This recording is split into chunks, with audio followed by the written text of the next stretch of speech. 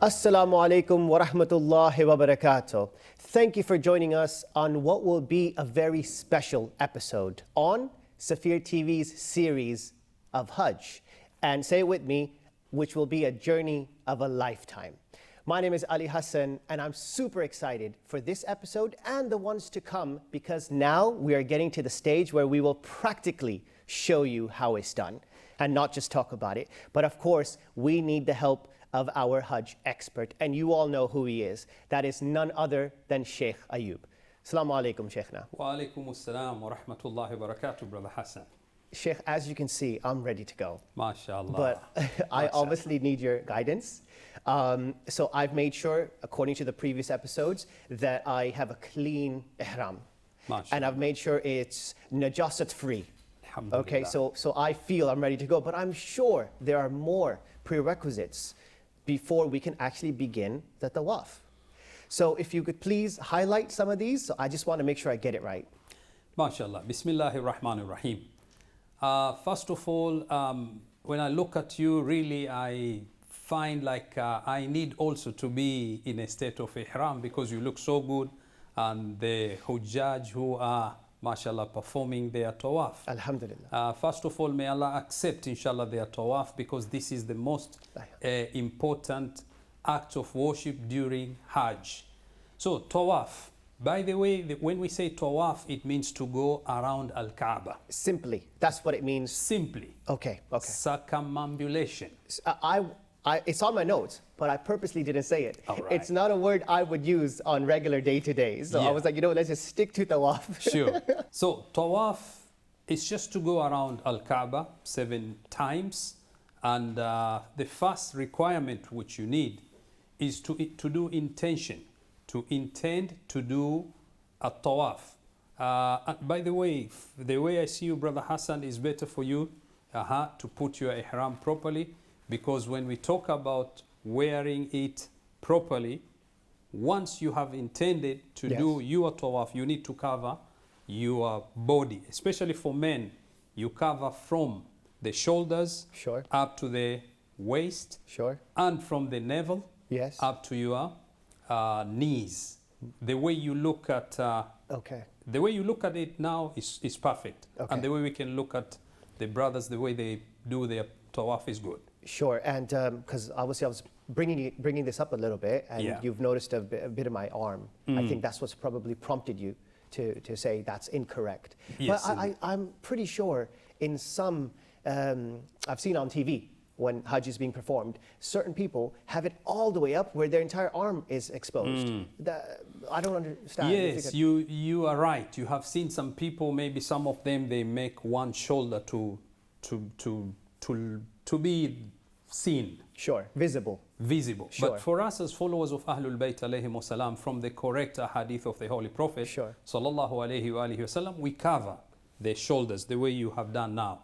And there are also people from other schools of thought, they cover their shoulders. So that's very important. Okay. So you're happy with the way that I am right now? Indeed. And I could actually get up and start if I wanted to. If it was the right time, of course. I'm not gonna. I'm just saying. You spoke about covering the body.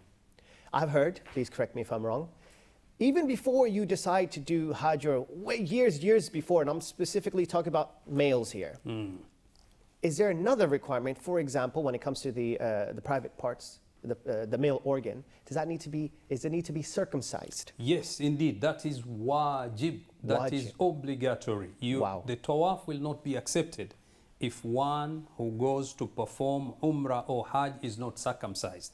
So we are talking about male circumcision has to be performed, and it's a very important part of ibadah of Hajj. And there's no way around it? No, unfortunately no. So that's one of those hard and fast rules. It has to be done. Okay, great. That's absolutely fine. Let's talk about the actual circling of the Kaaba, the Tawaf. Where do you begin from? Where should I begin from?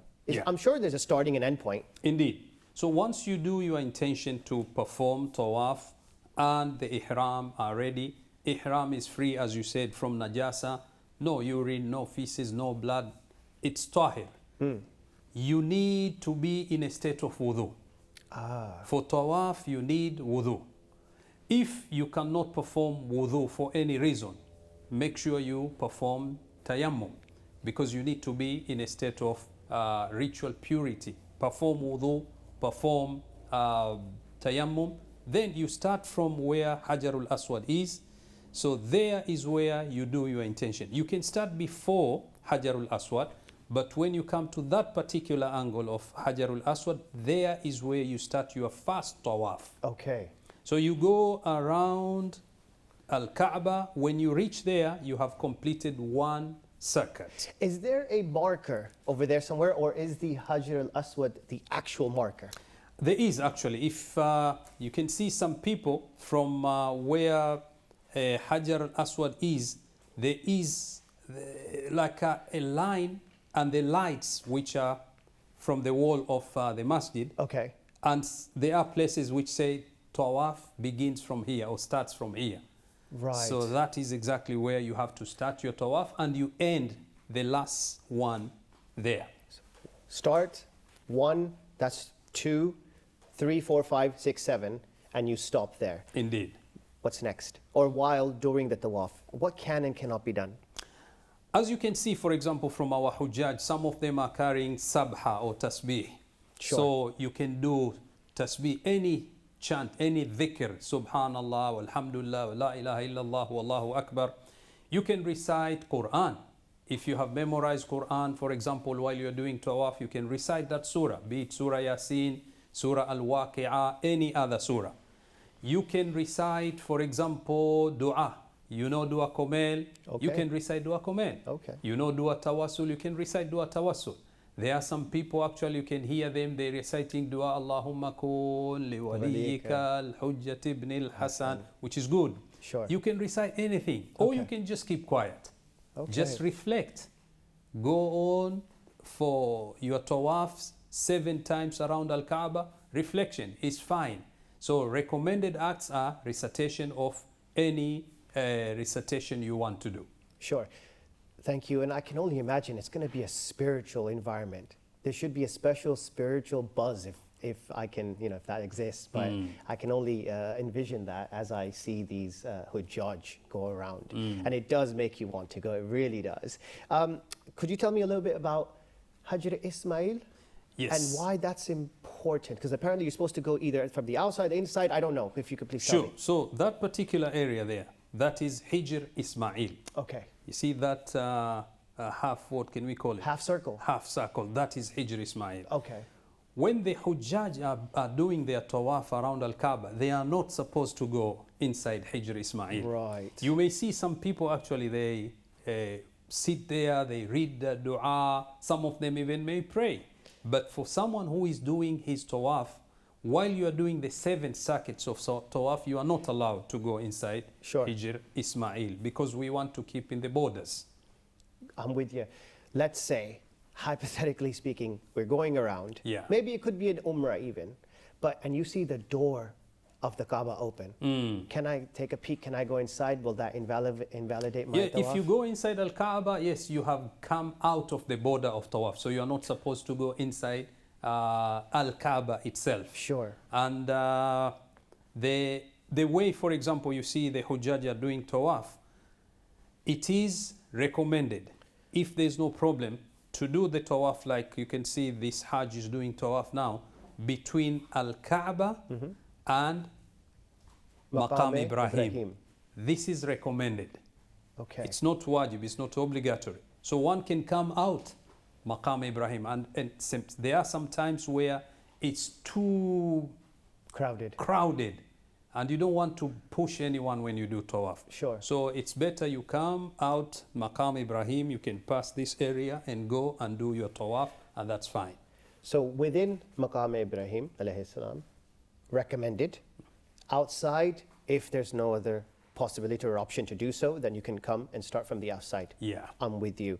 I would think with the number of people that go, we're talking millions, and they all have to perform this particular ritual at the same time. Sure. Very much doubt they'll have an opportunity to be on the inside. And even if they were, it'll be much more trafficky. Indeed. But even more than the M25.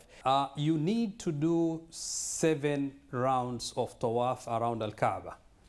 What if sometimes you go there and people want to do salah? The imam, the adhan has gone, and now they want to pray salatul jama'ah. So you have done few numbers of tawaf. Then qad qamatis salah, qad qamatis salah. They stop everyone. No tawaf. You have to pray salatul jama'ah. I didn't know that. Yes, they do. So now you need to count which tawaf, which round were you. Okay. Anything which is before the fourth tawaf, and if you stop for any reason, whether it is salah, whether it is, for example, you pass wind and you lost your wudu, you want to go to perform another wudu. Any tawaf which is before fourth tawaf, okay, you have to come and do again from number one. But if you did fourth and the fifth and the sixth, and then they stopped you for salah or for any reason, or you lost your wudu, you need to stop. You can't do tawaf without wudu. Sure. Go perform wudu, come back, complete the fifth or the sixth which you left from. The important number here is tawaf number 4. If you haven't gone up to that point, then you have to redo it. Indeed. Obviously, go re-wuzu up or whatever the case may be. But if after that point, just carry on from where you left off. Indeed. So number 5 and onwards. Indeed. Okay, thank you. That's actually quite clear. There's another one which is very important, and that is to do with the actions while you're doing tawaf.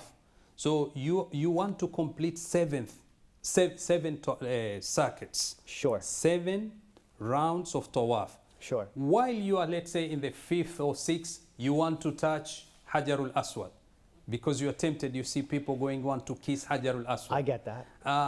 You want to hug Al Kaaba.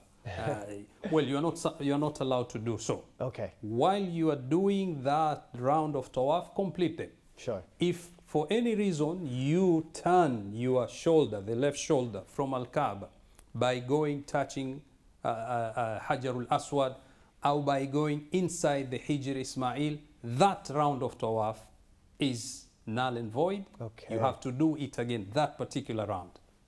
Very interesting and so very important. Slightest little thing here and there could just invalidate things, and you do not want that. We are short of time. We're about to close this particular episode. However, just one last question. I have something here that's called muwalla. Loss of muwalla invalidates the tawaf. What is that? Muwala. The Muwala. Arabic word is muwala. Muwala is following the sequence. Okay. So you have to do the tawaf round number 1, then you go to 2, then 3, then 4, 5, 6 until 7. So it's not like at the third circling, you cannot take a break, have coffee, come back and then continue. Yes, no. You can't do that. Okay. And that's why we mentioned the issue of salah. If salah, for example, is about to start the namaz, then you need to look at the numbers which you have done. Sure. So you can't come, let's say, from your hotel, let me go do tawaf. This is tawaf number 5. Let me go back to the hotel again, make some phone calls, and then I'll come and continue with the... No, that muwalat is broken. Sure. You have to keep the muwalat properly. Shaykh Ayoub, thank you so much. You've delivered a lot of information in such a short period of time. But lucky for us and lucky for our audience members, there are more episodes to come. Dear brothers and sisters, I hope you enjoyed this particular episode, because I certainly did. I mean, look at me. This is not my everyday attire.